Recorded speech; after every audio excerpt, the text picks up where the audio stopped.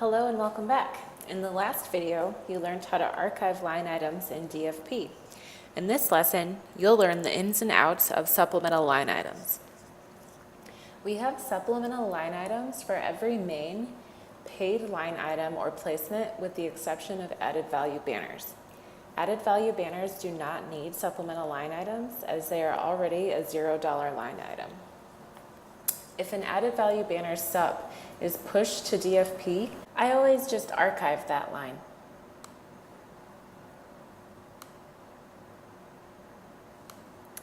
You will want to make sure the CPM is $0 and the impression goal is 1 before archiving, as you learned in the previous lesson.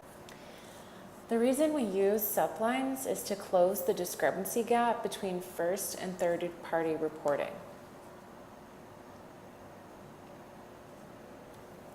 Impressions are not always served as a 1-to-1 ratio, so oftentimes impressions served in first party may not be counted in third party reporting, causing a discrepancy between the two.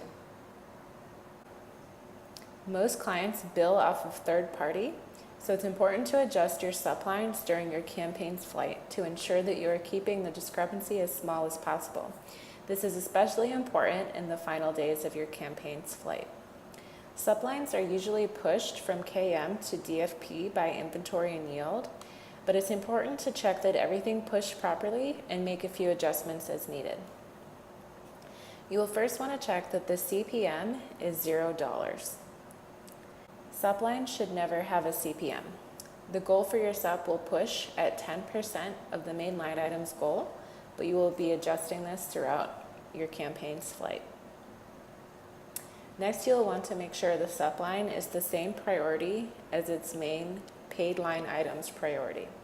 Priorities can be referenced in the priority settings doc, but at this point in setup, your priority should already have been determined for the main line item. You will also want to check that the site list is identical to the main line item site list and that the proper targeting is in place. Looking through here, it looks like my site list is correct. And we don't have any geo-targeting. We are just open to the US and no other special targeting, so everything looks good here. You'll be learning more about special targeting in a later lesson. All of your campaign special targeting information can be referenced in the launch notes in KM as well. One of the main differences in SUP lines is the end date and grace period. Some campaign managers have different preferences, but the rule of thumb is to end your SUP 4 days early and put a grace period of 4 days in place. So you'll see here we have a 4-day grace period in place. Technically, the campaign ends on the 28th, but we have set it to end on the 24th with a 4-day grace period. This helps you to better manage the discrepancy between first and third party reporting at the end of your campaign. SUP lines are also more flexible in start time, so some CMs will either have their SUP start a couple of days after the campaign launches or pause until there is discrepancy present.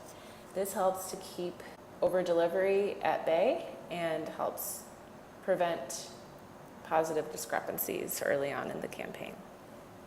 You will want to update your SUP lines a minimum of every other day during your campaign's flight, and more often than that towards the end of your campaign. You can edit the SUP goal very easily in DFP.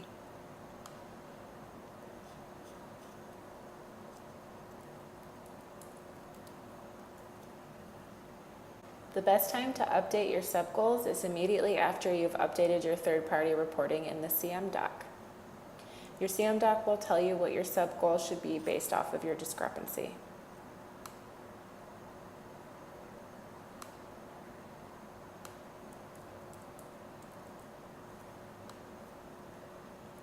Keeping up with your SUP lines is a simple process and the best way to ensure your campaign will deliver in full with minimal over-delivery.